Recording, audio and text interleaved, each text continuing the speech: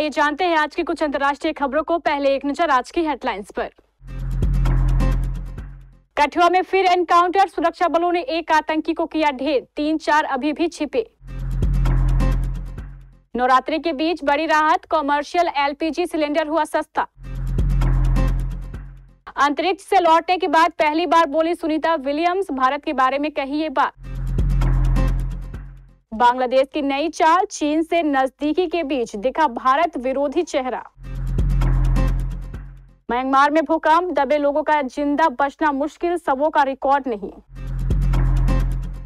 Kunal Kamra show की audience को क्यों पुलिस ने भेजा नोटिस। ट्रंप की बमबारी की चेतावनी पर खामनेई का जवाब, कहा ईरान हर हमले का मुंहतोड़ जवाब देगा। कयामत से पहले निवेशकों के स्पिरिट हाई कर सकते हैं यूनाइटेड और आईजीएल। भाईजान को मिली ईडी, दूसरे दिन सिकंदर 50 करोड़ के पार। और आईपीएल के डेब्यू मैच में कैसे रचा इतिहास, मुंबई को दिलाई सीजन की पहली जीत। जम्मू कश्मीर के कठुआ में फिर एनकाउंटर हुआ है। कठुआ में सुरक्षा बलों और आतंकियों के बीच सोमवार देर रात मुठभेड़ शुरू हुई। सुरक्षा बलों ने एक आतंकी को ढेर कर दिया है। सुरक्षा बलों का एक्शन अभी भी जारी है। हालांकि 3 से 4 आतंकियों के अभी भी छिपे होने की आशंका है। बीते 8 दिनों में यह तीसरा एनकाउंटर है। दरअसल कठुआ जिले में सोमवार रात को एक तलाशी अभियान के दौरान आतंकवादियों ने पुलिस की टीम पर गोलियां चला दी। अधिकारियों ने बताया कि रामकोट बेल्ट के पंजे इलाके में अभियान अभी भी जारी है। सूत्रों ने बताया है कि मुठभेड़ के मद्देनजर जंगल में फंसे तीनों आतंकियों को भागने से रोकने के लिए रात में घेराबंदी कर दी गई है। पिछले 8 दिनों में यह तीसरी मुठभेड़ है। इससे पहले दिन में पुलिस उप महानिरीक्षक शिव कुमार शर्मा ने कहा था कि आखिरी आतंकवादी के मारे जाने तक अभियान जारी रहेगा। उन्होंने सीमा के पास रहने वाले लोगों से किसी भी संदिग्ध गतिविधि की सूचना देने का आग्रह किया। शर्मा ने रिहायशी में संवाददाताओं से बात की और ऑपरेशन जारी है, ये सभी चीजें बताई। जम्मू कश्मीर पुलिस अपने मिशन में डटी हुई है।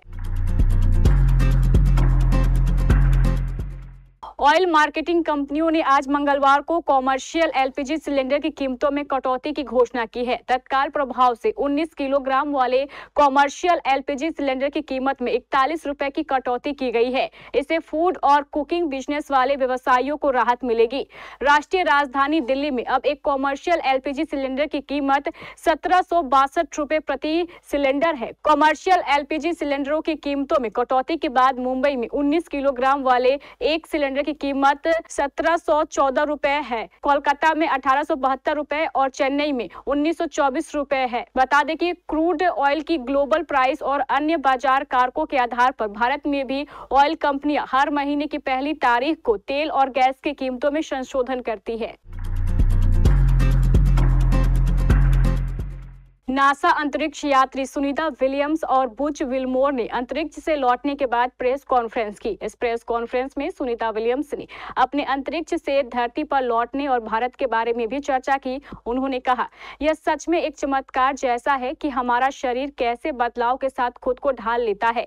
जब मैं पहले दिन वापस आई तो हम सभी थोड़ा लड़खड़ा रहे थे। यह सच में कमाल की बात है। सिर्फ 24 घंटों में हमारा नर्वस सिस्टम काम करने लगा। हमारा दिमाग समझ जाता है कि क्या हो रहा है। इस प्रेस कॉन्फ्रेंस के दौरान सुनीता विलियम्स ने भारत को लेकर भी बात की, जिस पर उन्होंने जवाब दिया, भारत एक शानदार देश है। हर बार जब मैं हिमालय के ऊपर से गुजरे तो बुच विल्मोर ने वहां के कुछ बेहद खूबसूरत नजारे अपने कैमरे में कैद किए।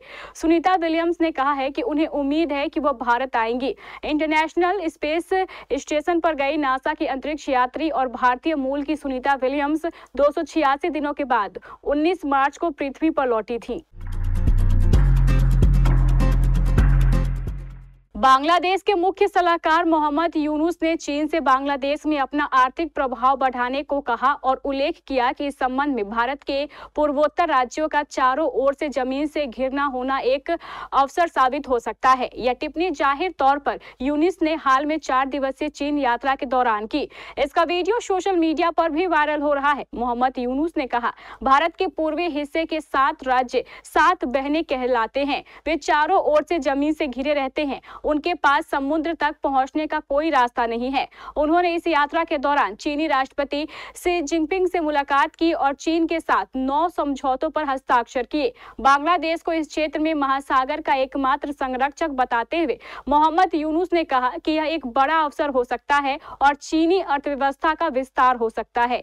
प्रधानमंत्री नरेंद्र मोदी की आर्थिक सलाहकार परिषद के सदस्य संजीव सान्याल ने एक्स पर एक वीडियो पोस्ट किया और सवाल किया कि यूनुस ने भारत के पूर्वोत्तर क्षेत्र का उल्लेख क्यों किया। म्यांमार में शुक्रवार को आए 7.7 तीव्रता के भूकंप में सोमवार तक मृतकों की संख्या 2065 और घायलों की संख्या 3900 हो गई है। सरकारी प्रवक्ता ने कहा है कि दुर्गम स्थानों तक बचाव टीमें अभी भी पहुंच नहीं पाई है। ऐसे में यहां मृतकों, घायलों या लापताओं का रिकॉर्ड तक नहीं मिला है। उधर यूएस जियोलॉजिकल सेवा के मुताबिक आपदा में 72 घंटे बाद जमीन में दबे लोगों की जीवित बचने की संभावना लगभग खत्म होती है। ऐसे में शुक्रवार से मलबे में दबे लोगों के जिंदा रहने की उम्मीदें घट गई हैं। देश की सैन्य नेतृत्व वाली सरकार के प्रवक्ता मेजर जनरल जॉन मिन-टू ने बताया, भूकंप के कारण घायलों व मृतकों की संख्या बढ़ने के साथ लापताओं की संख्या 270 से ज्यादा हो गई है। थाईलैंड में अब तक 19 लोग मारे जा चुके हैं। कई दुर्गम क्षेत्रों में बचाव टीमें सोमवार को भी नहीं पहुंच पाई, इसलिए वहां कितनी क्षति हुई है इसका कोई रिकॉर्ड नहीं है। यानी मृतकों, घायलों की वास्तविक संख्या कई गुना अधिक हो सकती है। फिलहाल अधिकांश आंकड़े नेपिता और मॉडल शहरों के आसपास के ही सामने आए हैं। Stand up comedian Kunal Kamra के मुंबई में अपने शो के दौरान महाराष्ट्र के उप मुख्यमंत्री एकनाथ शिंदे पर जोक करने के मामले को लेकर पुलिस ने उन्हें नोटिस भेजा था। वहीं अब पुलिस उनके शो में मौजूद दर्शकों को भी नोटिस जारी कर रही है। पुलिस दर्शकों का स्टेटमेंट रिकॉर्ड करने जा रही है। बता दें कि सोमवार 31 मार्च 2025 को खार पुलिस माहिम स्थित उनके आवास पर पहुंची, लेकिन इस दौरान वहां कामरा नहीं मिले। कामरा ने इसको लेकर एक्स पर एक पोस्ट शेयर कर इसे समय की बर्बादी बताया।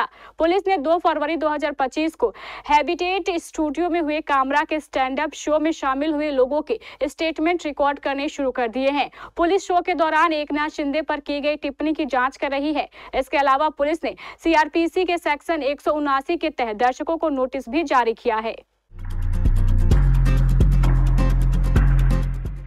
परमाणु समझौते को लेकर एक बार फिर ईरान और अमेरिका के बीच तकरार बढ़ गई है। मध्य पूर्व में संकट और गहराता जा रहा है। अमेरिकी राष्ट्रपति डोनाल्ड ट्रंप द्वारा न्यूक्लियर समझौते पर दिए गए अल्टीमेटम पर ईरान ने 2 टूक जवाब दिया है। ईरान के सर्वोच्च नेता अयातुल्ला अली खामनेई ने रविवार को लोगों को संबोधित करते हुए कहा कि ईरान किसी भी तरह के हमले का करारा जवाब देगा। इससे पहले खामनेई ने साफ कर दिया था कि ईरान अमेरिका से किसी भी तरह की प्रत्यक्ष वार्ता के लिए तैयार नहीं है, मध्यस्थता के जरिए बातचीत कर सकता है।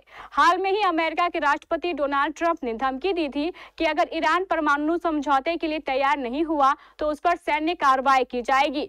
ईरान की राजधानी तेहरान में लोगों को संबोधित करते हुए सर्वोच्च नेता अयातुल्ला अली खामनेई ने कहा, दुनिया भर के लोग पहले से ही इजराइल और अमेरिका की नीतियों से गुस्से में हैं। वो महज सतह का हिस्सा है। अगर लोगों को इन देशों की वास्तविक साजिशों का पता चलेगा तो वे और भी गुस्सा हो जाएंगे। सोमवार को शेयर बाजार में ईद की छुट्टी थी और अमेरिका ने 2 अप्रैल को भारत सहित अपने प्रमुख व्यापारिक भागीदार देशों पर जवाबी शुल्क लगाने की घोषणा की। सोमवार को एशियाई बाजारों में भारी बिकवाली रही। सबसे ज्यादा गिरावट जापान और एशिया के बाजारों में रही। आज भारतीय बाजार में भी इसका असर दिख सकता है, लेकिन इस बीच कुछ शेयर निवेशकों की झोली भर गई है। इनमें United Spirits, IGL, Sumitomo Chemicals, Fortis Healthcare और सुदर्शन केमिकल्स शामिल है। यूनाइटेड डेली चार्ट पर कप एंड हैंडल पोर्टल से ब्रेकडाउन के कगार पर है। हाल में इसके वैल्यू में काफी तेजी देखी गई थी। IGL का शेयर भी अपने डेली चार्ट पर गिरते ट्रायंगल पैटर्न के ब्रेकआउट के करीब है और इसके ट्रेंडिंग वैल्यू में भी उल्लेखनीय तेजी आई है। मार्च का महीना विदा हो चुका है। फिल्मों के लिहाज से देखें तो यह कुछ खास नहीं रहा।